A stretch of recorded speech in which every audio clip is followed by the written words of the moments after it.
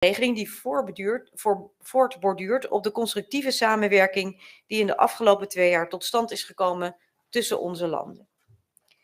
Met deze onderlinge regeling die we vandaag tekenen, samenwerken aan hervormingen, wordt voortgebouwd op die samenwerking. De regeling is vooral gebaseerd op gelijkwaardigheid, gemeenschappelijkheid en eigenaarschap. En niet minder belangrijk, het is een samenwerking die gebaseerd is op wederzijds commitment. De regeringen van Aruba, Curaçao en Sint Maarten committeren zich voor 4 jaar aan de uitvoering van hervormingen te werken. Nederland verbindt zich op haar beurt aan het bieden van de nodige ondersteuning daarbij. En dat gebeurt door het ter beschikking stellen van uitvoeringscapaciteit en financiële middelen. En dat is goed nieuws voor het hele Koninkrijk en zeker ook voor de inwoners van Aruba, Curaçao en Sint Maarten.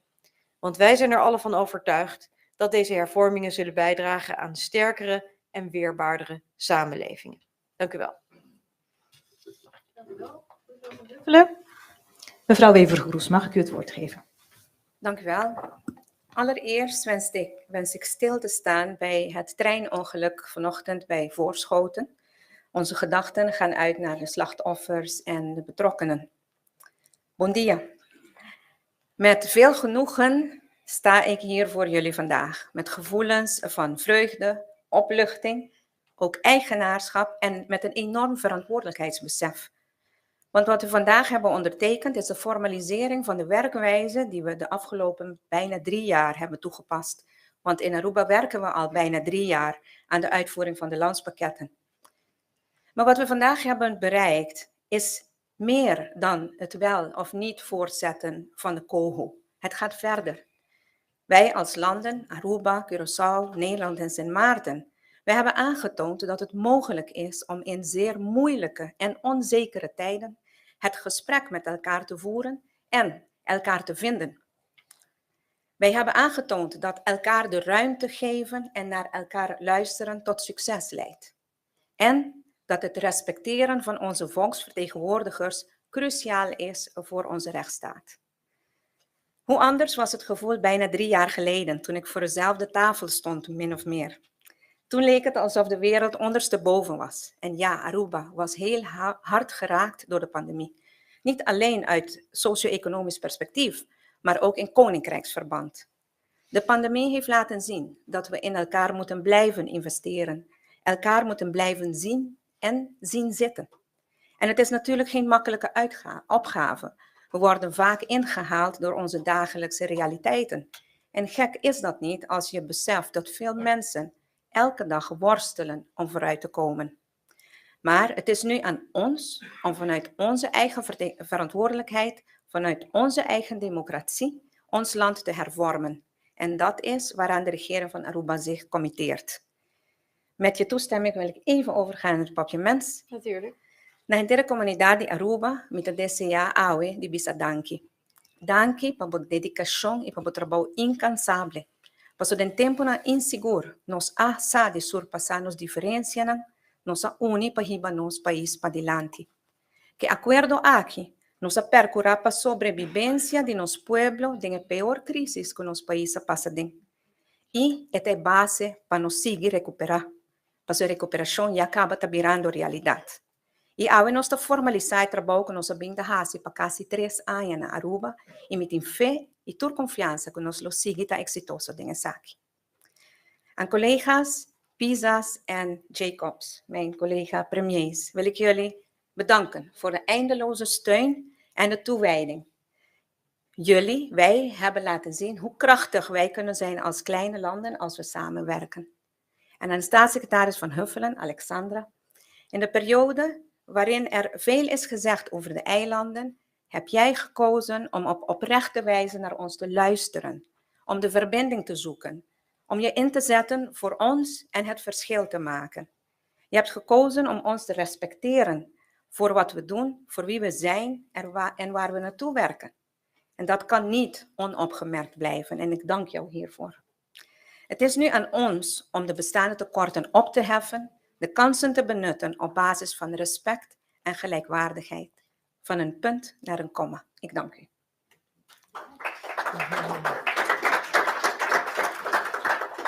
Meneer Pisas, mag ik u het woord geven? Bedankt, moderator. Geachte collega's, Wever Cruz, Van Nuffelen en Silveria Jacobs. Geachte kijkers en luisteraars in Nederland en overzee. Dames en heren, leden van de pers, goedemiddag. In onze regio, goedemorgen. Geachte moderator, staat u mij toe om nu even mijn landgenoten hier te landen en op Curaçao in ons Tushi, papamento te woord te staan. Querido compatriotas, querido pueblo de Curaçao, por fin nos logra. Muito sumamente contento e agradecido. Na primeiro lugar, danke a Deus. Depois de roupa discussão, na base forte tocante a implicação de Coho para nossa autonomia e uma luta bastante grande foi de minha assumir a responsabilidade. O primeiro-ministro nos lugar na mesa de negociação de terminar a discussão com a Holanda tocante a Coho. Maneira, você acaba já para mais que 2 anos o governo de Curaçao está executando certas reformas importantes no setor público a base de programa de ação, lançamento, que já combinou com a Holanda foi dia 12 de novembro de 2020. Pouco depois, dia 14 de junho de 2021, o Gabinete Pisas II a assumir responsabilidade para a governação de Curaçao. Mirando que o país Curaçao passa de uma temporada difícil, tendo em conta que nossa vulnerabilidade como isla chiquito, especialmente dentro da temporada de crise, o Gabinete Pisas II estava de acordo com começar a implementar o paquete de reforma para alçar a resistência financeira, econômica e social de nosso país e a qualidade de nosso sistema de governação para nós estar melhor preparados em tempo de crise. Também, mesmo nós lançamos a Comissão Nacional de Reforma, para a supervisão de nosso ministro de Finanças, para coordenar a execução do paquete de reforma que o Curaçao combinou com a Holanda. Sin embargo, maneira tanto o partido MFK e o partido PNP a indicar durante o período de eleição 2021, nós começamos a renegociar a lei de Coho, simplesmente para o motivo que ela amina nossa autonomia em diferentes pontos cardinal e para o motivo que não estava aceitável. O processo de renegociação vai começar efetivamente dia 28 de março de 2022, por meio de uma carta, como me manda para o secretário de Estado, o senhor Van Nuffelen, ao dia 4 de abril de 2023, na DENAR. Aí chega uma culminação com o firmamento de um arreglo mútuo novo entre Aruba, Curaçao e Sint Maarten e Holanda, que lo reemplazar a lei de Coho. Tem uma que mesmo o governo de Reino lo informar ao Parlamento de Holanda que a lei de Coho lo não pode tratar mais e, consequentemente, lo se retirar do Parlamento e assim chega a seu fim. Isso significa que não tem necessidade tampouco para uma reação do governo holandês riba e remarca na cidade de Staten de Curaçao, Aruba e Sint Maarten riba a lei de Coho. O retiro de lei é suficiente reação riba e informe de maio 2022 de Staten de país. A base de arreglo mútuo, novo quadro entrando em vigor ao mês, nós lo seguimos cooperar estreitamente com Holanda, Aruba e Sint Maarten para executar nosso paquete de reforma em uma base de igualdade, consenso e respeito para a autonomia sagrada de cada país. De outra banda, nós cometemos meses para estar juntos e a execução de reforma necessária para um período definido de 4 anos, depois de qual o arreglo termina automaticamente. Sin embargo, se dado caso seja necessário de consenso com a Holanda, nós podemos terminar o arreglo também, por meio que o período de 4 anos passa a cambiar paquete de reforma. Además, caminho em disputa, nós combinamos trajeto de mediação imparcial com o MST partido na mais cerca de outro.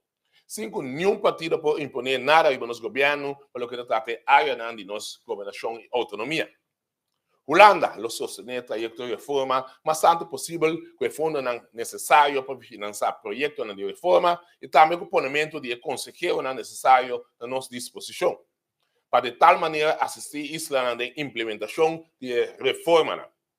Sin embargo, a responsabilidade final para a coordenação do programa de reforma queda cerca a mim, como ministro-presidente de Curaçao, assistir para a Comissão Nacional de Reforma do Governo de Curaçao, encabeçado pelo senhor Caril Monte, qual vez estava coordenador jurídico e negociação principal de Curaçao para chegar a arreglo mútuo novo que lo reemplazar a lei de Coho. Finalmente, Ik heb agradecer me parte in coalition. Mijn naam is St. Martin, we ride and die together. Y a la vez, primer ministro suplente, señora Rudmila Lamoni Cecilia, que fue comienzo, avisa que su partido PNP también lo renegociar, cojo y que ahora junto conmigo y mira esa realidad. También me quiero agradecer el team, con el nombre de que son a negociar fuertemente y llega a lo cual se llama arreglo mutuo, un bien. Uma palavra de agradecimento da ministra presidente de Aruba, senhor Evelyn Weaver Cruz e seu equipo, ministra presidente de St. Martin, senhora Silveira Jacobs e seu equipo, e finalmente, secretário de Estado para Asuntos do Reino, senhora Alexandra Van Hevelen e seu equipo, para todo o esforço de trayecto importante aqui. Querido compatriota, eu desejo a você todo feliz semana de Páscoa, de ressurreição, e te pedir, Senhor Deus, para derramar sua bendição, viva Kosovo e seu habitante. Viva Kosovo! Zo, en nu ga ik het allemaal vertalen. Nou, we hebben een extra service. We gaan zorgen dat, omdat we natuurlijk 5 talen spreken hier in het Koninkrijk, inclusief het Fries, Papiamentu en het Nederlands en het Engels, gaan we zorgen dat er een samenvatting in het Papiamentu van uw tekst wordt aangestonden. Ja? Goed. U mag het ook in het Engels doen, dat hebben we ook afgesproken, dus gaat u gang, mevrouw Silveria Jacobs. Dankjewel, Karin. Goedemiddag allemaal. Bon dia to my colleagues in Curaçao and Aruba. And of course, a blessed good morning to one and all who are passing through, who are listening, and of course to the people of St. Martin. I am very proud and honored to be able to stand here this afternoon, to be able to stand with my colleagues in solidarity with the regulation that we have signed today.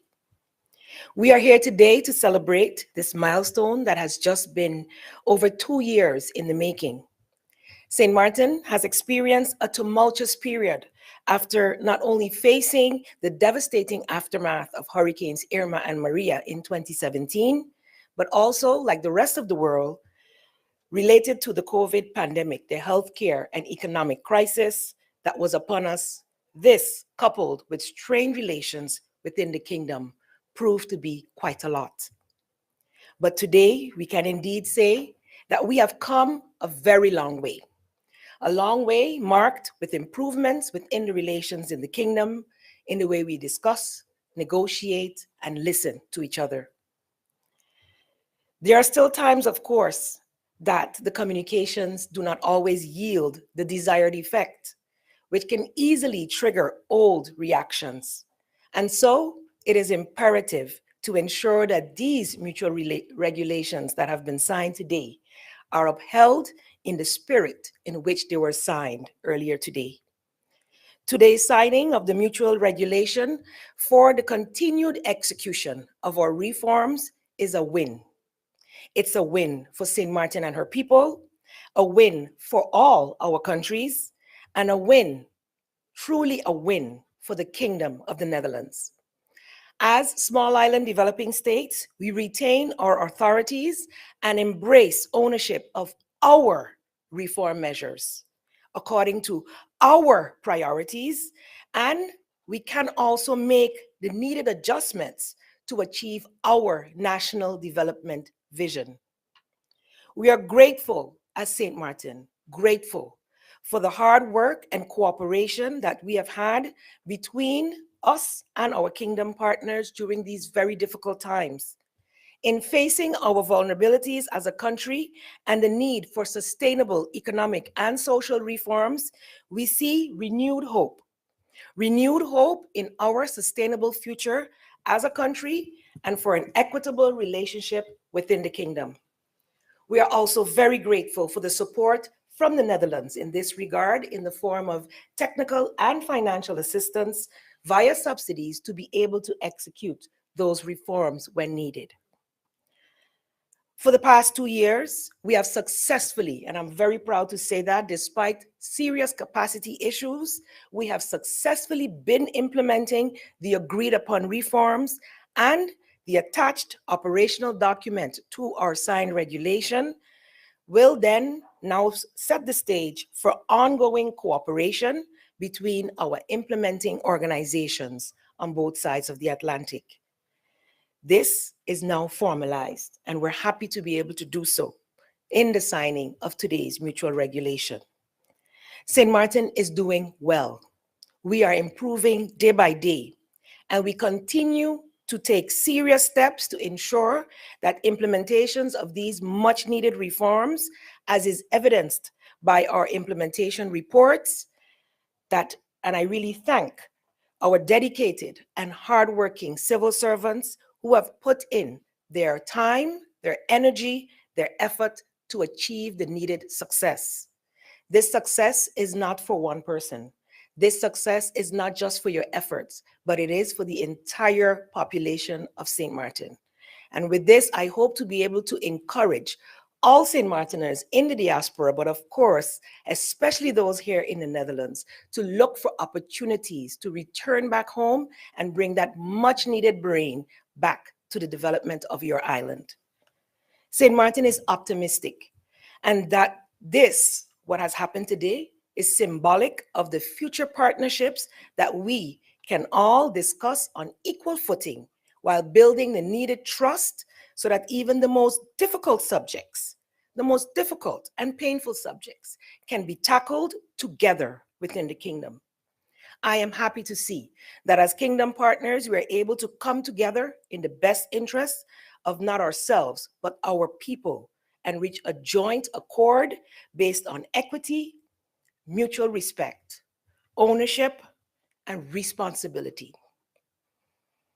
I would like to emphasize that it is paramount that we as St. Martin, all of you listening, wherever you are, that we continue to take ownership and responsibility in order to achieve these sustainable reforms.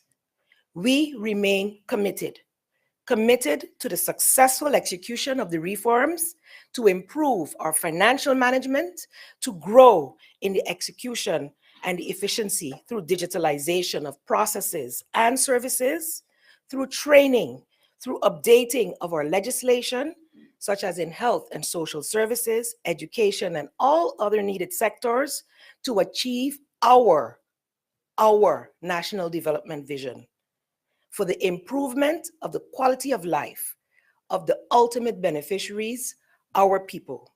So I want to take this time to thank my colleagues in the Caribbean, because as I said to them in private this morning, if you want to go fast, according to the African proverb, you go alone. But if you want to go far, and I want to add sustainably, we can go together. And I think today is the proof in the pudding that together we have come quite far, but we do have quite a long way to go. But together we can. Thank you. Thank you so much, Mrs. Jacobs. En tot slot nog mevrouw Van Huffelen. Ja, ik zal het heel kort houden, want ik heb net al ons gezamenlijk statement natuurlijk voorgelezen. Maar ik wilde ook zeggen vanuit Nederland dat het ondertekenen van deze onderlinge regeling ongelooflijk fantastisch is. Een heel mooi resultaat en ik kan niet genoeg benadrukken hoe blij ik daar ook mee ben. En natuurlijk zal ik van mijn kant me er vol voor inzetten om de landen te ondersteunen bij het uitvoeren van de hervormingen. Want die zijn niet alleen maar van belang vanuit een economisch perspectief. Het zorgen dat de economische basis van de landen breder wordt en minder afhankelijk van alleen toerisme. Maar vooral ook om te zorgen dat investeringen die heel nodig zijn op het gebied van onderwijs en zorg, een sterkere arbeidsmarkt en het aanpakken van armoedeproblematiek ook echt worden opgepakt. En vanuit Nederland zullen we dat ondersteunen. Met mensen en met middelen, maar ook door het openstellen van fondsen zoals het Nationaal Groeifonds en het fonds dat bijdraagt aan de stimulering van duurzame energieproductie en klimaattransitie. En ik ben wel blij om te zeggen dat we in de afgelopen jaren, want we zijn natuurlijk ondertussen sinds 2020 ook echt aan het werk gegaan. Er zijn mooie resultaten gerealiseerd. Ik heb zeer veel waardering voor de daadkrachtige aanpak van de minister van Sociale Ontwikkeling, mevrouw Larmonie Cecilia, die hier vandaag ook aanwezig is om de noodzakelijke hervormingen de arbeidsmarkt op Curaçao en de sociale zekerheid vorm te geven. De manier waarop Aruba het gesprek is aangegaan met bonden en werkgevers over de modernisering van hun arbeidsmarkt. En op Sint Maarten hoe een positieve en daadkrachtige manier van werken ervoor heeft gezorgd dat er al een General Health Insurance is ingevoerd, beter gezegd wordt ingevoerd per 1 januari 2024. We hebben dus ook gezien dat het werkt, die samenwerking. Natuurlijk zijn er ook zorgen. Ik denk bij ons allemaal. Want de hervormingen die moeten worden uitgevoerd zijn ook stevig en zullen ook, en dat werd ook al door een aantal van de collega's gezegd, grote opgaven vragen. Soms ook pijnlijk zijn. Want zo werkt dat met hervormingen. Als je echt je economie wil versterken, als je grote en belangrijke thema's als arbeidsmarkt, pensioenen, zorg wil aanpakken, dan vraagt dat vaak voor ingewikkelde beslissingen. En het vraagt vooral om eigenaarschap. En ik ben ook heel blij dat eigenlijk alle 3 de premiers van de landen hebben gezegd dat ze dat eigenaarschap ook willen nemen. Niet alleen maar vanuit het thema van de autonomie, maar vanuit het daadwerkelijk nemen van de verantwoordelijkheid om die moeilijke keuzes die ook gemaakt zullen worden ook te nemen.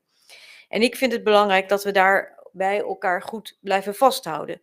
Want ja, het is ook zo. Soms raken er wel eens wat kwijt beter gezegd, lost in translation, soms in het Engels en soms in het papiament.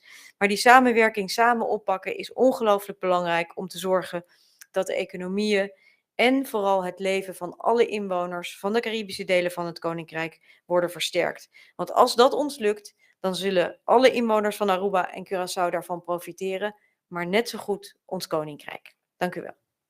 U bedankt, alle 4.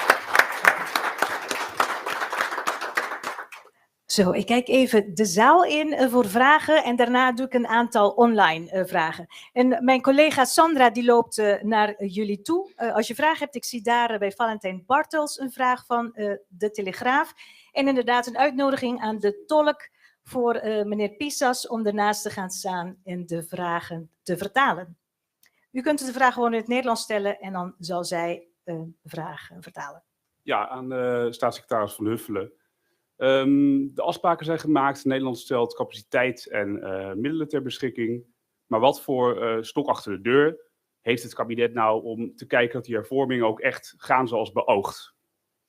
Nou, dat hebben we met z'n allen afgesproken. Want wat heel erg belangrijk is in dit geval, is dat je kunt alleen maar hervormen in een land, of het nou Aruba, Curaçao of Sint Maarten is, wanneer de regeringen dat ondersteunen en wanneer dat ook ondersteund wordt door de nationale parlementen. En het is daarom zo belangrijk dat we nu deze afspraak hebben gemaakt, want dat commitment hebben we nu met z'n 4 alle regeringen ook echt afgesproken. We gaan samen aan het werk en we gaan samen ook monitoren. Dus we houden ook met elkaar in de gaten of datgene wat we beoogden ook gerealiseerd wordt, of we de juiste maatregelen hebben gekozen, of de landen de juiste maatregelen hebben gekozen, en wat er nodig is aan ondersteuning, bijvoorbeeld in vormen van capaciteit. En dus zijn we met z'n allen hier staan we aan de lat. Het is niet Nederland dat gaat controleren. Het is met z'n allen werken aan het zorgen dat die noodzakelijke hervormingen ook plaatsvinden. Nogmaals, die soms ook best ingewikkeld en moeilijk zullen zijn. Ja. En mevrouw Nathalie Vraag. van TV Direct. Het is handig als u even inderdaad zegt wat uw naam is en van welk medium. Mijn naam is Nathalie Michel van TV Direct. Ik heb 2 vragen. Is dat mogelijk? Eentje voor de staatssecretaris en daarna eentje voor de heer Pisas. Dat kan. Oké. Ja, kort. Coho was een lange tijd een fel discussieonderwerp tussen de eilanden en Nederland. Toen u werd benoemd, lag het nog op tafel en u ging daarmee door. Op welk moment kwam het ommekeer? Op welk moment heeft u voor uzelf het besluit genomen om het gezamenlijk voorstel van de Caribische landen te volgen en waarom? Nou, dat is eigenlijk ontstaan in juni van vorig jaar, van 2022. Want we waren toen gezamenlijk op Aruba in gesprek. En we hadden inmiddels de wet met z'n allen ingediend. Hè? Dus bij alle staten en bij het Nederlands parlement, bij de Tweede Kamer, was die COHO-wet ingediend. En eigenlijk constateerden we daar ter plekke vanuit alle parlementen dat er grote vragen waren bij deze wet en de wenselijkheid daarvan. En toen kwamen we eigenlijk nadat we daar, ik denk dat we een ruime dag met elkaar over gediscussieerd hebben, achter, ja, kijk, wat we beogen met elkaar, dat staat boven water. We willen heel graag dat alle eilanden sterker worden. Sterker worden om niet alleen maar een sterke economie te hebben, maar ook om te zorgen dat er gewoon worden geïnvesteerd in onderwijs, in armoede, enzovoort, enzovoort, enzovoort.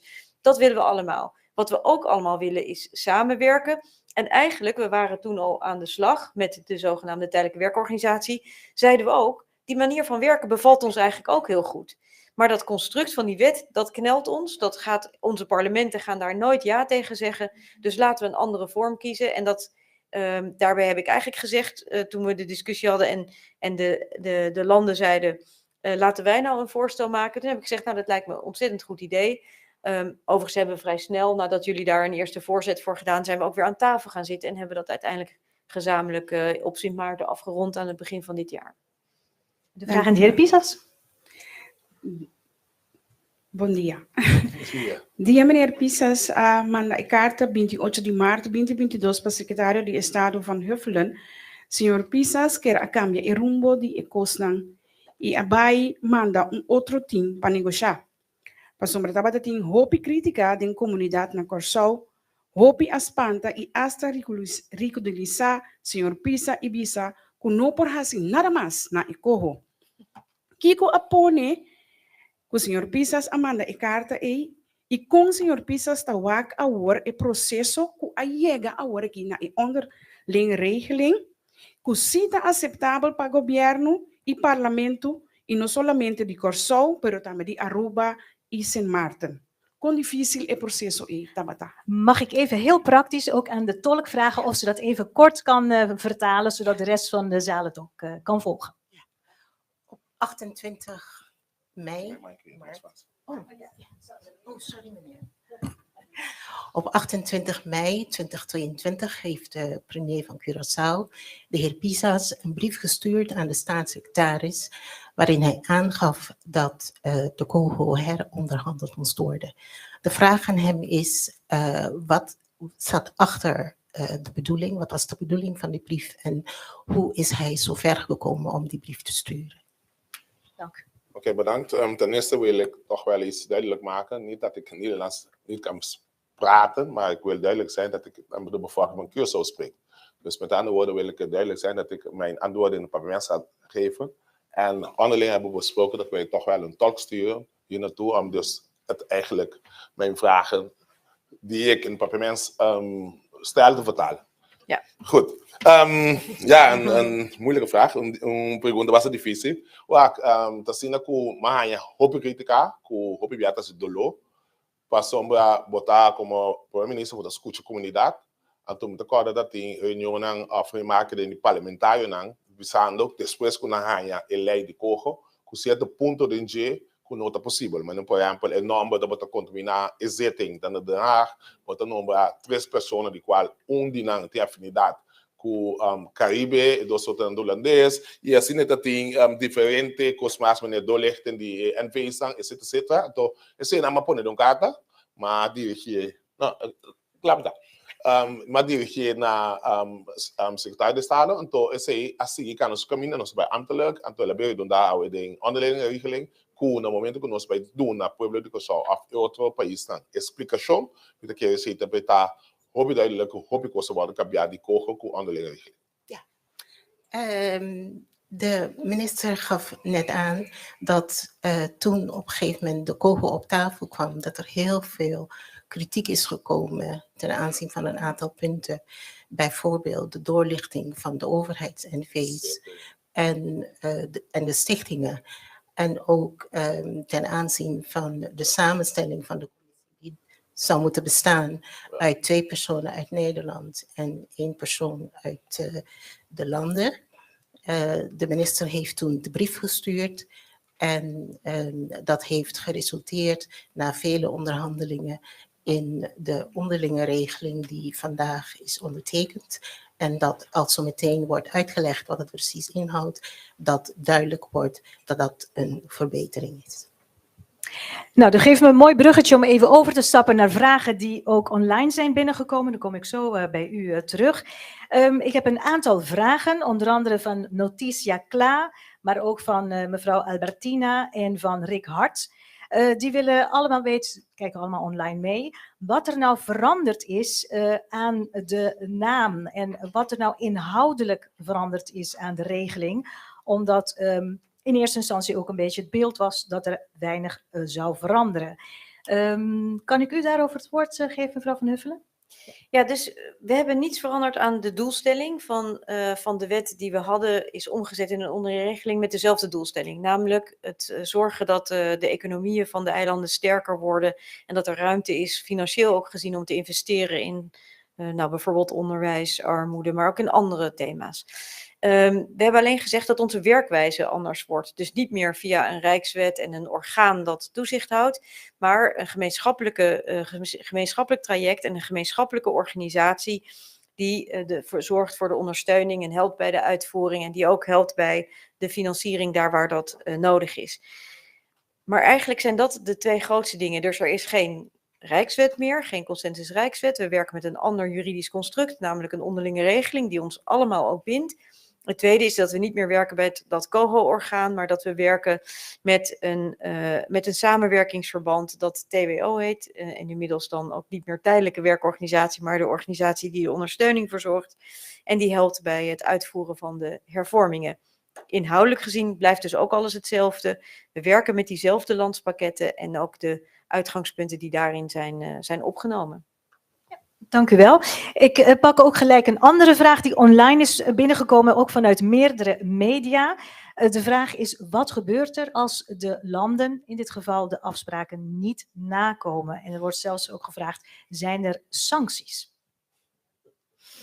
Ja, nou niet vanuit deze onderlinge regeling, maar wat mij betreft, maar ik zou het fijn vinden als de premiers daar ook iets over zeggen. Kijk, deze hervormingen zijn heel noodzakelijk voor de landen. Ze zijn heel, heel moeilijk om in te voeren soms ook, maar ze zijn wel heel noodzakelijk. Net zo goed als we in Nederland ook hervormingen kennen. We zijn niet voor niks bijvoorbeeld nu bezig met het veranderen van onze pensioenwetgeving, omdat we als regering vinden dat dat heel belangrijk is. En dat is ook niet eenvoudig voor onze arbeidsmarkt.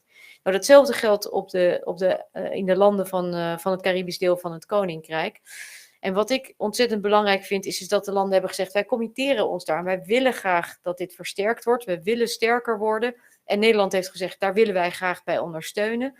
En dat is ook precies de basis waarop het gaat. Dus natuurlijk hebben we ook projectmiddelen. Hè, dus er is ook geld ter beschikking. Uiteraard wordt dat dan gekoppeld aan de uitvoering van projecten.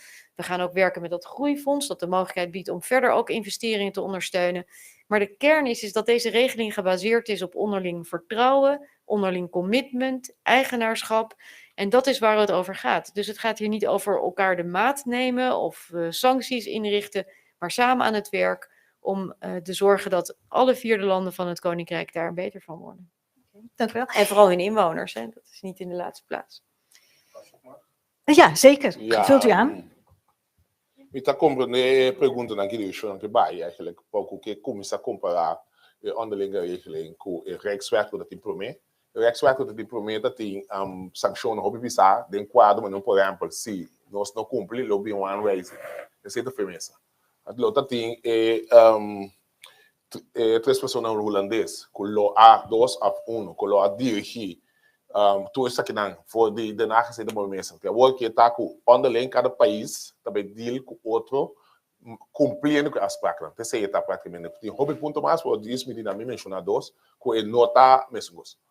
Ja, de premier geeft aan dat de Rijkswet van tafel is. Ja. Men gaat verder werken in vertrouwen, onderling vertrouwen om de hervormingen uit te voeren.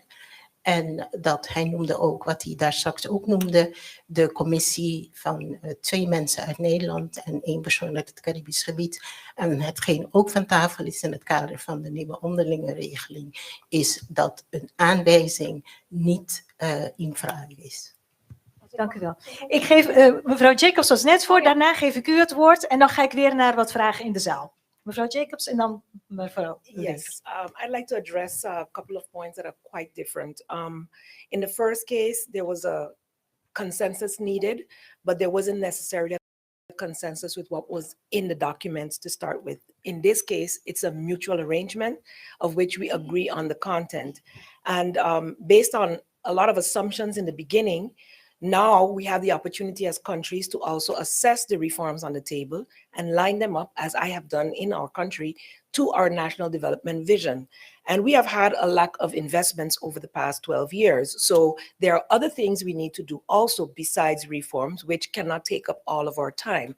With this new regulation, we're able to prioritize what for us is most important, and in fact, include other things that may not have been there and push other things a little lower down on the priority list. I think that's very, very important for an island that is in development to be able to do with growing autonomy. And another point that I wanted to mention is if there is a dispute, it is mainly, we have already agreed together what the agenda would be. We agree together what the reports will be. And if there is a lack, as it happens now, we make the adjustments, whether it's on the Dutch side or on the island side. So we're already doing that. And understanding the realities, there is good understanding in how that process is. And the last point is sustainable development. I think I mentioned that, ensuring that you can also, as a country, not only reform, but work on sustainable development projects and investments that is needed to be able to sustain your country economically. Thank you. Mevrouw Wever-Kroes. Ja, dankjewel. Het meeste is al gezegd, maar ik denk dat we toch moeten stilstaan bij het feit dat wij in ieder geval in Aruba stok achter de deur. Maar er wordt niet meer gesproken over sancties. Dat is de gelijkwaardigheid die uit deze regeling vloeit. Dank voor deze aanvulling. Ik kijk even in de... Gefeliciteerd allemaal. Vraag aan de staatssecretaris. Hoe zien de uitvoerings- en financiële middelen eruit? Vanuit een praktisch inzicht even. En zijn deze eventueel verleng- of uitbreidbaar? We hebben deze onderlinge overeenkomst gesloten voor 4 jaar met de mogelijkheid. En we hebben daarvoor een budget van 30 miljoen euro per jaar ter beschikking. Voor de ondersteuning, maar ook voor projecten die we kunnen gebruiken in dat verband. Maar los daarvan heeft Nederland natuurlijk ook aangegeven, dit kabinet, met het sluiten van het coalitieakkoord, dat ook middelen uit het Nederlands Groeifonds en uit de... Het is ook niet zo dat we altijd alleen maar juichend door de straat hebben gelopen in de afgelopen 2 jaar. Van beide kanten denk ik niet. Maar dat laat onverlet dat we nogmaals het commitment hebben om dit ook echt te doen. En dat geldt van beide kanten. Kijk, de regeringen, en dat heb ik ook heel duidelijk gezien, afhankelijk van Nederland als het maar enigszins weer een beetje tegenvalt of überhaupt. En dat heb ik gezien en herkend in de trots die er is en de wens om ook op eigen benen te staan, nog meer dan vandaag, ook wanneer het een keertje moeilijker wordt. En we hopen allemaal niet dat er nog een pandemie komt en zeker ook niet nog een orkaan. En dat maakt dat ik er inderdaad geloof in heb dat deze samenwerking gaat werken. Maar natuurlijk, we zullen elkaar vast nog wel eens tegenkomen waarbij we niet al te gelukkig zijn en toch denken van, goh, zou het niet een beetje zus of een beetje zo?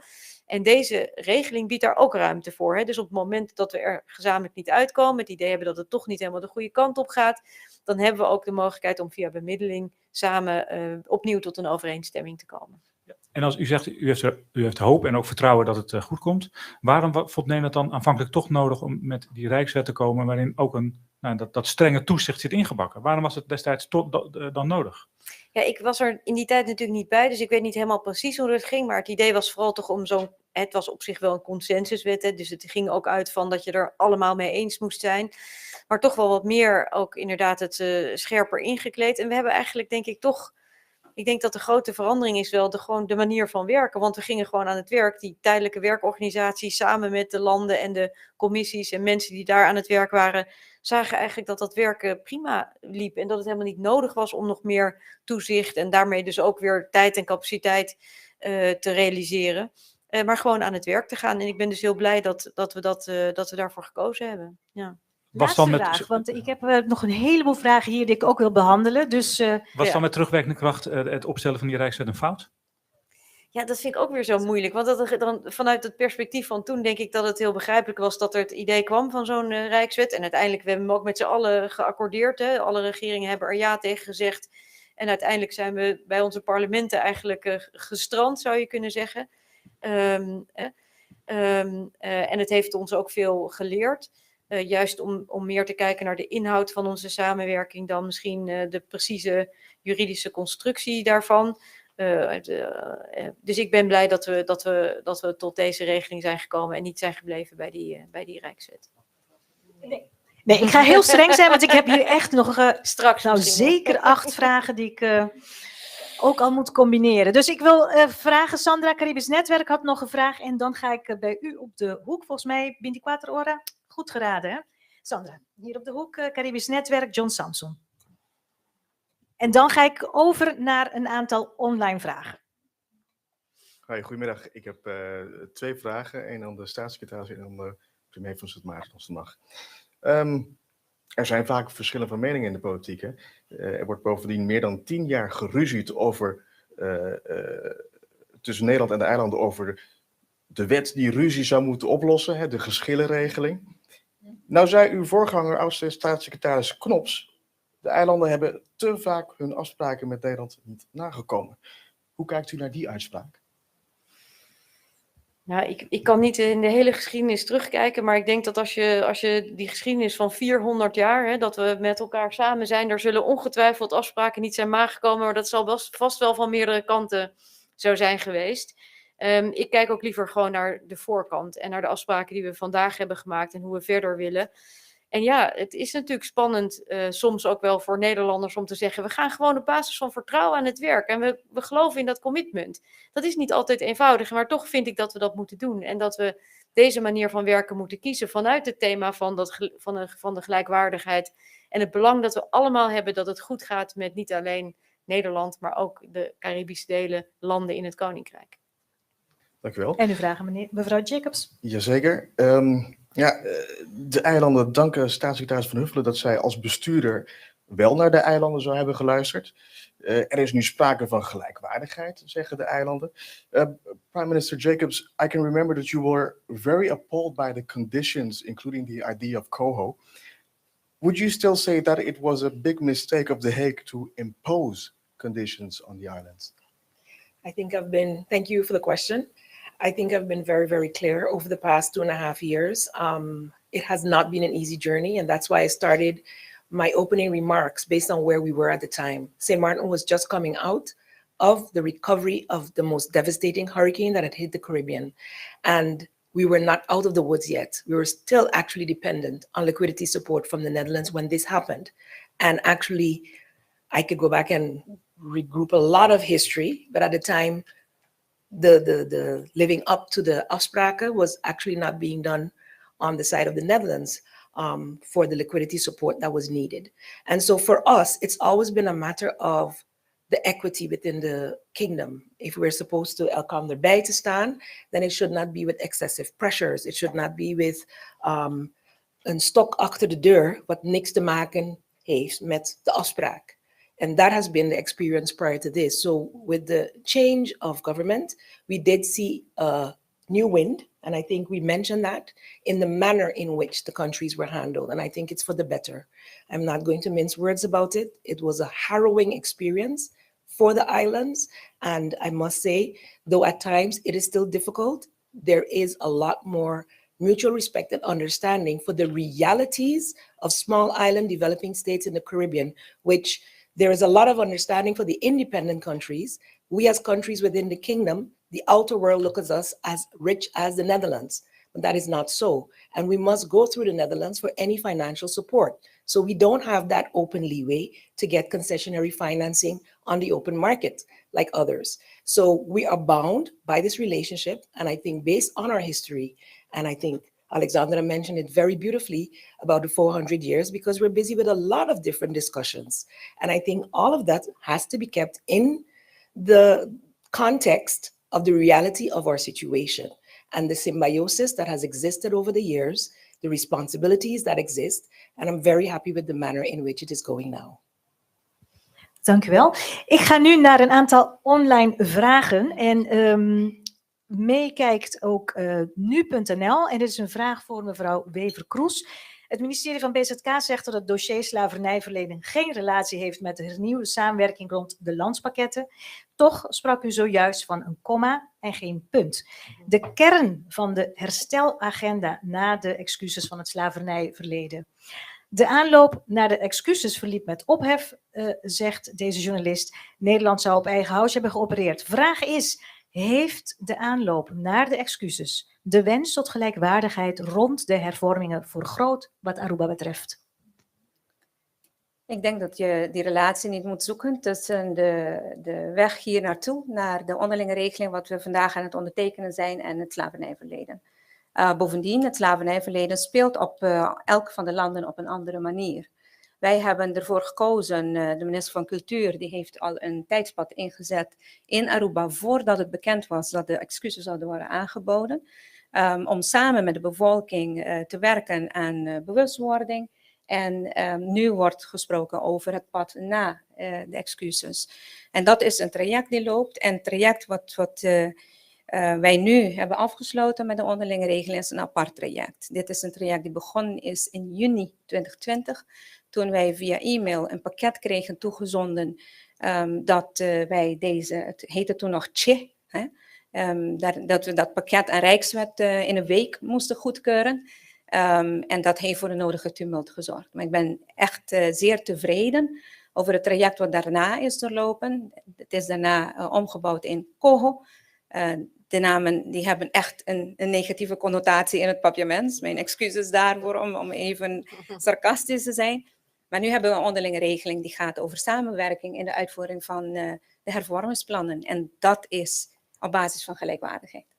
En u heeft dus onbewust ook de vraag van Yves Cooper beantwoord, want die had inderdaad dezelfde opsomming die u net noemde en wilde weten welke garantie er is dat het nu wel gaat lukken. Want we hebben natuurlijk al die namen langs gehad. Wilt u daar nog kort iets over zeggen? Ik denk dat wat Aruba betreft, ik kan alleen voor Aruba praten natuurlijk, dan zou ik alleen willen verwijzen naar de afgelopen 2,5 jaar. Wij hebben toen afspraken gemaakt in het kader van Landspakket. Toen hadden we nog niet formele, geformaliseerde werkwijzen en procedurele regels. Die zouden in een Rijkswet komen. Maar along the way zijn er procedurele regels afgesproken. We komen die na. Aruba is volop aan het herstellen en wij komen onze afspraken na. Dus ik zou alleen maar willen verwijzen naar het verleden en dat geeft mij in ieder geval en kennelijk ook aan de zijde van Nederland het vertrouwen dat het goed komt. Wilt u daar nog iets over zeggen, aanvullen, mevrouw Jacobs? Want ik zie u mij zo aankijken, dus volgens mij wel. Yeah. En dan ga ik over naar 24 Horas. Yeah, thank you. I can only add, similarly to my colleague Evelyn, that for the past 2.5 years, we've been working diligently on the reforms. Most of these reforms that we are focused on are things that we've wanted to do as countries, but lack the capacity and or the means to do so. Or you were either dealing with one crisis or the other. So you didn't have the time to deal with that. You were in survival mode for so much of the time. So it gives us an opportunity now in cooperation, not only with the Netherlands, but on certain areas where it's something that deals with all the countries to kind of pool resources to be able to achieve the goal even faster. So for me, it's a great opportunity. And yes, indeed, the discussions now on the table, because I've spent the last year at the United Nations also talking about what I just mentioned in lack of access to financing. And now in the past year, we're seeing more opportunities even within the kingdom with the Groeifonds, with the SDA++. And in later meetings today, I'm hoping to secure some opportunities for sustainable energy for St. Martin, among other things. So we are, as countries, doing much better. And with a strong kingdom partner working together with us, I believe that sustainable development can be achieved better and faster. Oké, dank u wel voor deze aanvulling. Dan ga ik nu echt naar 24 Horas en daarna doe ik nog 2 online vragen en dan gaan we echt afronden. Dank u. Ik heb 2 vragen. Een vraag van mevrouw Van Huffelen en naar de minister-president van Aruba. Mevrouw Van Huffelen, kunt u misschien aangeven welke afspraken of zijn er afspraken gemaakt over de financiering of herfinanciering van het schulden van Aruba door Nederland? Nee, want deze onderlinge regeling gaat daar niet over. Die liquiditeitssteun die gegeven is, daar moeten we in de komende tijd over gaan praten samen. En ik hoop dat dat in dezelfde goede sfeer en op de goede manier kan zoals we deze afspraken hebben gemaakt. Maar daar hebben we dus geen afspraken over gemaakt. Nee, dat komt nog. Senhora ministro-presidente van Aruba, algum lunes años pasado, a senhora afirma acordo acaba COHO.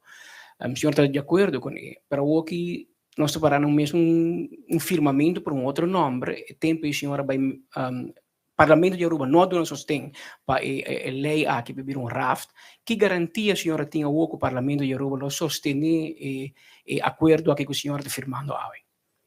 Mag ik de tolk vragen om dat nog even te vertalen voor Ik ons? kan het vertalen. Ja? Oké, Ja. heel fijn, dank u De wel. vraag, dat resumerend mag, en resumerend. vertalen, is de vraag welke garanties heb ik dat het parlement nu deze afspraken wel zal respecteren, omdat het parlement eerder heel kritisch is geweest over de kogel en de raft, toch?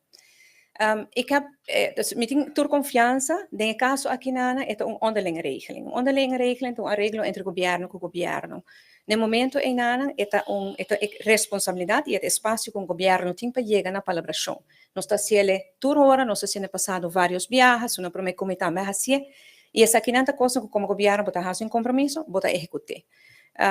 Parlamento está informado de mi abai parlamento sem exagerar mais de 20 viagens desde que a pandemia bate na nos porta mi aduna parlamento tour menendri bes holandês openheid van zaken que tot possível claro não tot possível para doen texto não abai ave mainta si para nos parlamento não segundo palabração que nós hasi pero parlamento está informado desde o princípio que bem corro prometer después de cojo y después de onderlinge regeling, so in januari or ons werk voor Sint Maarten, quando staat dit in de linea grande accordo, também nós vai parlamento do una presentação no parlamento, se man passando só no parlamento para do una presentação final, e parlamento tem sua maioria a expressar quando sostener essa aqui, e parlamento indicar de grande maioria de hoop contento de mira com a autonomia do parlamento está salvaguardada em essa aqui. Pois é arreglo entre governo não. Claro, ora o parlamento toma nota de se na nota de acordo com ela, não chama governo do parlamento e nós está dando conta de baixo. Que men é pouco diferente. Com Rijkswet, o parlamento me será aprobado. Não me será by, as a matter of fact, ora by Tweede Kamer waar tratar, o parlamento vai estar em para votar de baixo no governo. Pois é não então tem rol hoop mais importante. Zal ik het ook resumeren? Ja, als u dat wilt, graag. Er is een wezenlijk verschil tussen de onderlinge regeling die we nu hebben ondertekend en de Rijkswetten. De Rijkswetten, daar is een actieve rol van de parlementen vereist. Als de Rijkswet wordt behandeld uiteindelijk in de Tweede Kamer, moeten parlementsleden daar ook zijn en kunnen dan zeg maar het woord voeren, niet de regeringen. Maar wat we vandaag hebben ondertekend is een onderlinge regeling. Dat is een afspraak tussen de regeringen onderling. En dat kan, dat mag. We hebben die autoriteit om dat te doen, we hebben de ruimte om dat te doen. En ik heb het parlement in Aruba constant op de hoogte gehouden van de ontwikkelingen sinds het begin. In juni 2020 tot nu, zonder misschien 20 of meer vergaderingen geweest in het parlement. We hebben de teksten niet kunnen overhandigen, want dat kan pas na de ondertekening. Dus vandaag zijn de teksten ook naar de parlementen gestuurd. Maar we hebben steeds iedereen op de hoogte gesteld van eerst de CHE en dan de COGO. In juni hebben we ook in Aruba vergaderd. In januari, na de principeakkoorden in Sint Maarten, zijn we naar het parlement geweest. Vorige week weer naar het parlement. Dus ze zijn daarvan op de hoogte. Dank u wel. Ik ga nog naar een aantal online vragen en dan gaan we echt afronden. Even schakelen hoor. Want ik heb hier een vraag van Melissa Stamper. Een onderdeel wat we niet behandeld hebben nog is de onafhankelijke bemiddelaar die opgenomen is in de onderlinge regeling. De vraag is overigens ook voor u, mevrouw Wever. In de onderlinge regeling is het advies van een onafhankelijk bemiddelaar niet bindend. Wat gebeurt er als er ook na advies van een bemiddelaar geen overeenstemming komt? En kunnen regeringen de inhoud van het landspakket wijzigen? Dat was trouwens ook een vraag van mevrouw Albertina van ons país. En die mag dan de heer Pisas beantwoorden, dat laatste. De afspraken volgens het landspakket, als de mensen die kennis of die ervaring hebben met het landspakket, dan kun je zien dat er op 8 verschillende terreinen werkafspraken zijn gemaakt. En dat bepaalde doelen zijn gesteld. En de weg naar die doelen zou eventueel kunnen veranderen, maar niet de doelen op zich, behalve als er iets groots gebeurt. Maar de doelen, het landspakket, daar hebben we afspraken over gemaakt in de onderlinge regeling Aruba dan 13 november 2020. Wat gebeurt er als ook na bemiddeling dat wij niet uitkomen volgens de regeling, dan wordt dit op bestuurlijk niveau getild. En zoals tot nu toe is gegaan, komen we daar wel op de een of andere manier uit. Dus ik heb er alle vertrouwen in dat het goed komt.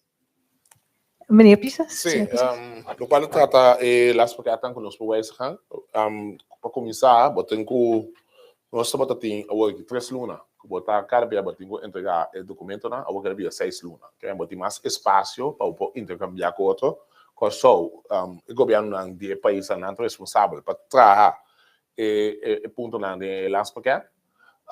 Ella mesma é sua agenda, então sei não tá bom mandar TVO, então TVO tá dando sua opinião e que man, promete que sei não tá bom assim, então que tem cambio grande em jeito, nós meses são tá trazer, então de caso que TVO tá dando opinião, se tem algo que não tá inscrito, então sei tem onderling regeling, pode vai discutir onderling de caso que secretário de Estado e o ministro-presidente do país, então se eventual não chega, pode vai medelar, etc, para chegar na acordo.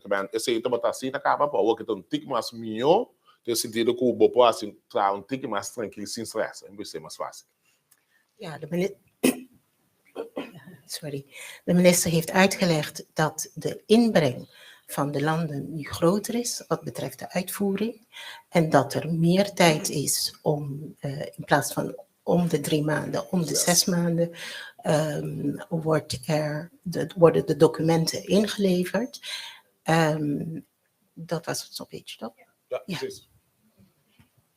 Ik doe nog één laatste online vraag en die is ook gericht aan u, meneer Pisas, van Yves Cooper. Die vraagt: welke garantie is er dat het nu wel gaat lukken? Als we het hebben over vertrouwen en betrouwbaarheid, hoe zit het met, wie doet dat?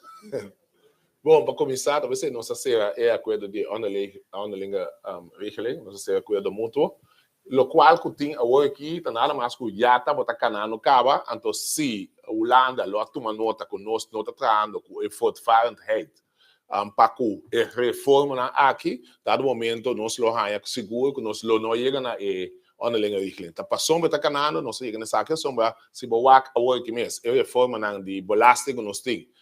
Je acaba ook de banaan zo vloed aan, economie, te kanando, hoop je maar voortvarend, nos poduna, parte die financieel beheer. Daarmee te kanando bonkemen, nan ku ta Holanda de casa que toma nota com nostra, trando esse sistema financeiro, direita, então a base de sei, tem toda confiança, então algo mais importante. As práticas do nosso bem está cumprindo cabalmente, então se apone que nós chegamos a acordo mútuo no momento que nós confia e que conjudança de meio de comunicação que te kan bom. Dank u wel. De werkwijze die in de onderregeling is bekrachtigd, is een werkwijze die al langere tijd loopt. De minister benadrukt dat indien de Nederland niet had gezien dat de landen daadwerkelijk hun afspraken nakwamen, dat men nooit zo ver zou zijn gekomen om in te stemmen met de onderlinge regeling. Dit is echt de laatste vraag, maar omdat die voor u was, dacht ik van nou, dan ga ik hem toch nog even stellen online, van Sharina Henriquez. Die vraagt zich af, gaat het wel lukken om de komende 4 jaar alles voor elkaar te krijgen? Yeah, so we initially, when this proposal came, it was for 6 years. We've been busy for more than 2 years already, so we agreed to continue for the originally agreed upon time. I want to touch back on something that was asked of one of my colleagues, and I think agreements made under duress are not agreements. And I can speak for myself. In December of 2020, when I finally gave in to sign that COHO, because my parliament, of course, opposition members always said, yes, but you signed it. You signed it. But if we go back to the details, we agreed to follow the trajectory to get to a COHO, which included being heard by parliament, which included having the parliament as the highest legislative body of the country taking that decision. And I did not agree. We did not agree as countries with a lot of what was in there and the manner in which it was done. However, at a point where you're not able to sustain your country in the middle of a pandemic, we chose to walk the walk and carry it through the process. And the process brought us to where it was rejected by the parliaments, all 4. And in their IPCO discussions, they said, go back to the table, and that is what we did. And as 3 countries, we banded together, as I said. You know, a bunch of twigs cannot break as easily.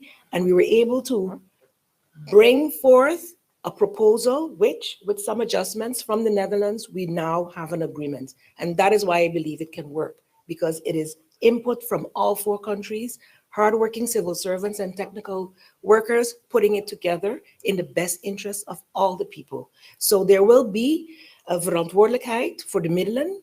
There will be hard work being done on both sides. And already with all of the work that has been done over the 2 years, there's a better understanding of the realities of what we face on the ground. So there's not that looking from afar. There is a working together that will make it possible.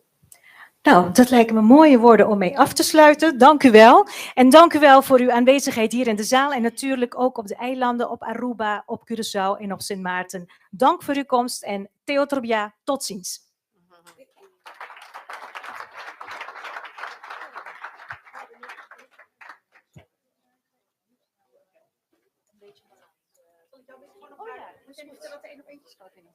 Ja, het is overigens mogelijk voor de cameraploegen om nu 1 op 1